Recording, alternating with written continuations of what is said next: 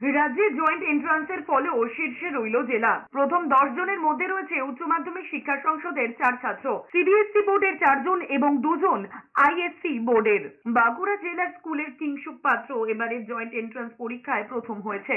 দ্বিতীয় স্থানে রয়েছে কল্যাণী ইউনিভার্সিটি এক্সপেরিমেন্টাল হাই স্কুলের শুভদেব পাল, এরা দুজনেই ওয়েস্ট বেঙ্গল বোর্ডের ছাত্র। তৃতীয় হয়েছে নদিয়ার কৃষ্ণনগরের বিশপ মোড়ো স্কুলের ছাত্র বিভূষণ বিশ্বাস। দার্জিলিং পাবলিক স্কুলের ইরাজি বসুখণ্ড চতুর্থ এবং বালিগঞ্জ সাউথ পয়েন্টের ময়ূখ চৌধুরী পঞ্চম হয়েছে। 28 এপ্রিল পরীক্ষার 38 দিনের মাথায় ফল প্রকাশ হলো জয়েন্টের।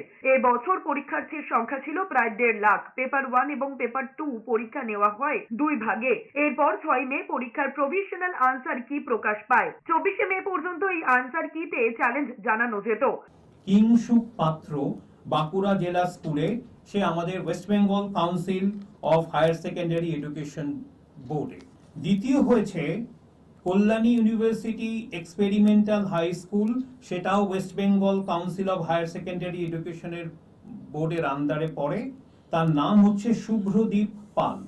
তৃতীয় হয়েছে বিভাষণ বিশ্বাস, তিনি Bishop Moreau school, Krishnanagar, Nadia. Joint এন্ট্রান্সের সফল পড়ুয়াদের শুভেচ্ছা জানিয়ে পোস্ট করেছেন রাজ্যের মুখ্যমন্ত্রী মমতা বন্দ্যোপাধ্যায়।